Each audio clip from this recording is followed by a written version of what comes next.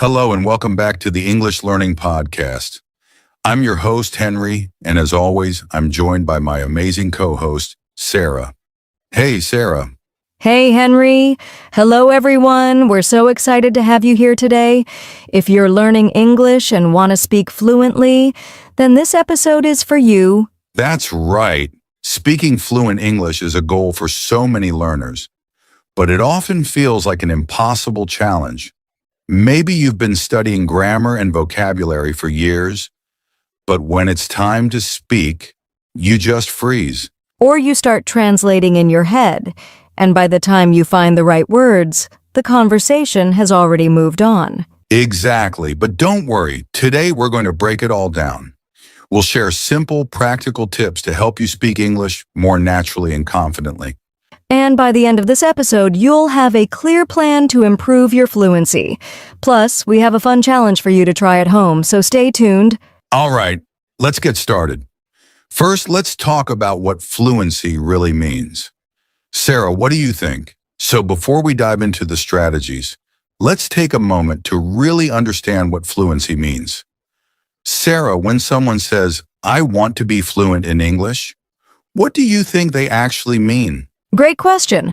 A lot of people think fluency means speaking fast or speaking without any mistakes, but that's not actually true. Right.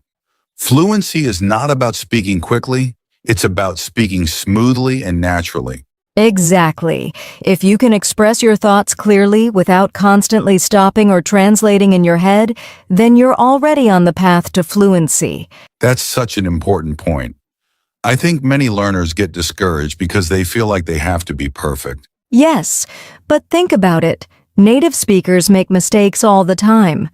We pause, we say or We even forget words sometimes, but we keep the conversation going, and that's what fluency is all about. That's a great way to put it. And fluency also includes understanding. English well.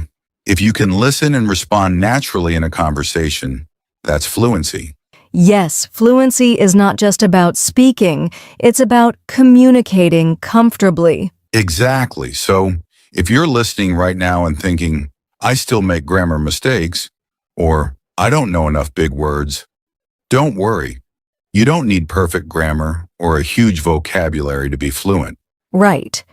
What really matters is confidence, practice, and knowing how to keep a conversation going, even when you don't know every word. That's such a good point. And that's why in the next part, we're going to share some powerful strategies to help you improve your fluency step by step. So, get ready. We'll give you practical tips that you can start using today. All right, now that we know fluency is about speaking smoothly and naturally, not perfectly, it's time to talk about how to get there. Sarah, what's the first strategy? This is a big one. Many learners translate from their native language to English in their heads before speaking, but that actually slows you down. Yeah, because by the time you find the right words, the conversation has already moved on. Exactly. Instead of translating, train yourself to think directly in English. Start small. Describe what you're doing in your head in English. For example, instead of thinking, "Voy a hacer un café" in Spanish and then translating, just think, "I'm making coffee." That's a great exercise, and you can also try setting your phone and social media to English to surround yourself with the language. A lot of learners focus on memorizing individual words, but real fluency comes from learning phrases and chunks of language. Yes, native speakers don't think word by word. They use phrases like, "That sounds good. I'll take care of it," or "Let me think about it." Exactly. Instead of just learning the word frustrated, learn the phrase, "I feel frustrated when." That way you can use it naturally in conversation. This one is huge. If you want to be fluent, you have to speak. There's no way around it. Absolutely. And you don't always need a conversation partner. You can practice speaking alone, describe your day, talk about your plans, or even record yourself speaking and listen back. Oh, and one of my favorite techniques is shadowing. You listen to a native speaker, maybe from a podcast or a YouTube video, and repeat what they say exactly as they say it. Yes, it helps improve pronunciation, rhythm, and confidence. And if you can, find a language partner or join an online speaking group. Speaking of pronunciation, this is another key to fluency. Sarah, what's the best way to improve pronunciation? One of the best ways is to listen carefully to native speakers. Pay attention to how they stress words and connect sounds, and don't be afraid to mimic them. Yes, it's like learning a song. You listen, repeat, and practice until it sounds natural. Also, try recording yourself speaking English. Sometimes we don't notice our pronunciation mistakes until we hear ourselves. Okay, this is a big one. Many learners are afraid to speak because they don't want to make mistakes. Yes, but guess what? Making mistakes is actually a good thing. It means you're learning and improving. Exactly. Think about how children learn languages. They make tons of mistakes, but they keep talking and learning. That's how we should approach English. So, don't be afraid. Speak confidently even if you're not perfect. The more you practice, the better you'll get. Here's a simple but powerful rule. The more you listen, the easier it becomes to speak. Yes. Watch English movies, listen to podcasts, and pay attention to real conversations. The more input you get, the more natural English will feel. And don't just listen. Repeat what you hear and use it in your own conversations. Exactly. The more you speak, the more fluent you become. It's like going to the gym. Practice makes progress. Wow, we covered a lot of great tips here. Let's do a quick recap before we move to the next section. Good idea. So, to speak fluent English: 1. Think in English. 2. Learn phrases, not just words. 3. Practice speaking every day. 4. Improve pronunciation by mimicking native speakers. 5. Don't be afraid of mistakes. 6. Listen more to speak better. That's right, and now let's make things fun. We have a little challenge for you. All right, now that we've shared some great strategies for fluency, it's time for some action. Sarah, what's today's speaking challenge for our listeners? Good idea. So, to speak fluent English: 1. Think in English. 2. Learn phrases, not just words. 3. Practice speaking every day. 4. Improve pronunciation by mimicking native speakers. 5. Don't be afraid of mistakes. 6. Listen more to speak better. Oh, sounds interesting. What's the twist? Oh, I love this part. Okay, here's the challenge. We want you to speak for 2 minutes nonstop about your daily routine, but with a little twist. That's a great challenge. And don't worry if you make mistakes. The goal is fluency, not perfection. You can't use filler words like or like. The goal is to keep speaking smoothly, even if you need to pause and think. That's a great example. And for those who want an extra challenge, try recording yourself and listening back. It helps you catch small mistakes and improve your pronunciation. Exactly. And if you get stuck, just take a deep breath and keep going. You can describe things in a simple way. For example, instead of saying, "I wake up at 7 a.m., then I prepare breakfast and go to work," you could say, "In the morning, I open my eyes. I feel sleepy, but I get up. Then I eat something small before I leave the house." See? No complicated words, just smooth speaking. We'd love to hear from you.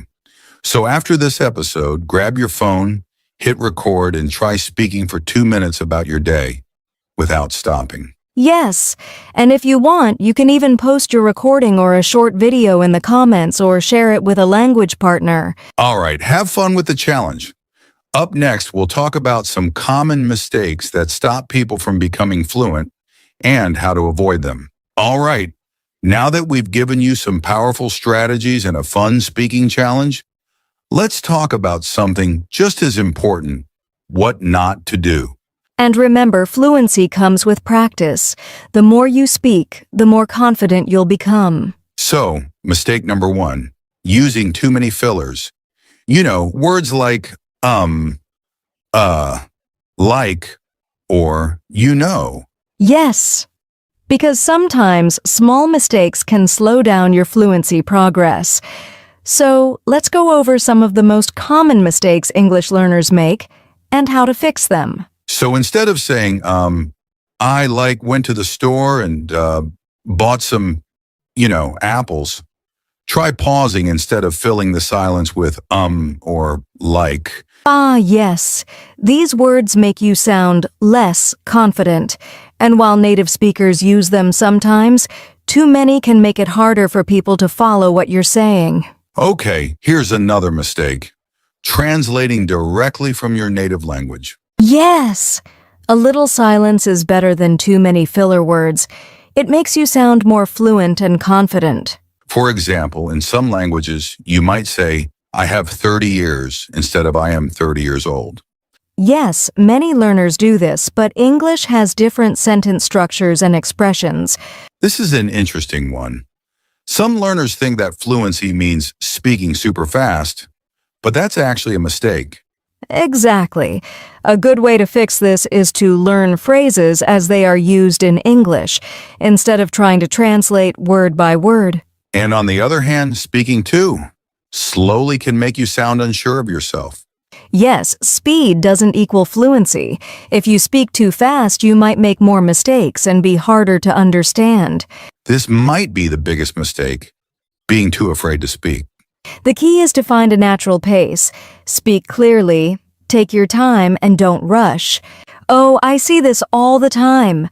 Many learners understand English perfectly but avoid speaking because they're scared of making mistakes. Here's another mistake, using the same basic words over and over. Yes, it's much better to speak with mistakes than to stay silent. No one expects you to be perfect. For example, instead of always saying good, you could say fantastic, wonderful, or amazing. Yes, many learners rely on simple words like good, bad, big, or small, but English has so many ways to express ideas.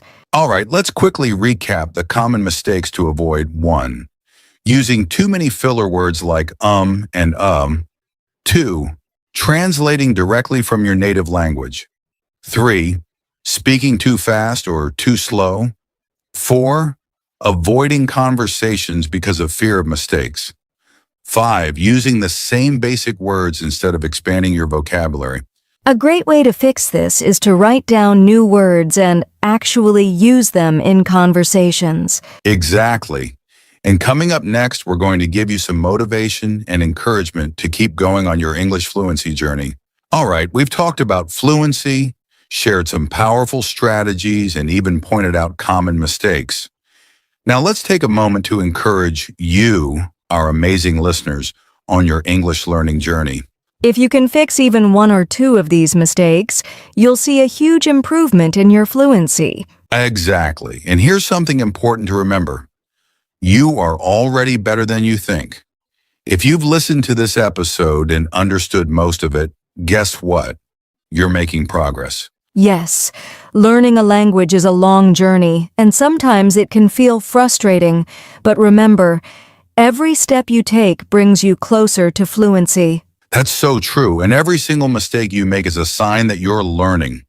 Think of mistakes as stepping stones, not roadblocks. Yes, and fluency doesn't happen overnight. It's like learning to play an instrument or a sport. It takes time, practice, and patience. And now you're fluent in Spanish. That's proof that it works. You just have to keep going. Exactly. And let me share a quick story. When I was learning Spanish, I was so afraid to speak because I thought I'd sound silly. But then I realized that the only way to improve was to just speak, even if I made mistakes. And remember, you're not alone. There are millions of people learning English just like you, and we're here to support you every step of the way. Yes, so if you ever feel stuck or discouraged, just remind yourself, every time you practice, every time you try, you are improving. You are getting closer to fluency. Wow, what an episode. We covered so much today. What fluency really means. key strategies to improve, common mistakes to avoid, and of course, a fun challenge to help you practice. So keep going, keep practicing, and most importantly, enjoy the process. That's right. And we'd love to hear from you. Try today's speaking challenge and let us know how it goes. You can leave a comment, send us a message, or even share your recording with a language partner. Yes, and remember, fluency is not about being perfect. It's about communicating confidently. Every small step you take gets you closer to your goal. Absolutely. Keep practicing, stay confident, and most importantly, have fun with English. And if you found this episode helpful, don't forget to subscribe to the podcast, share it with a friend, and leave us a review. Your support helps us create more episodes just like this one. Thanks for listening, and we'll see you in the next episode.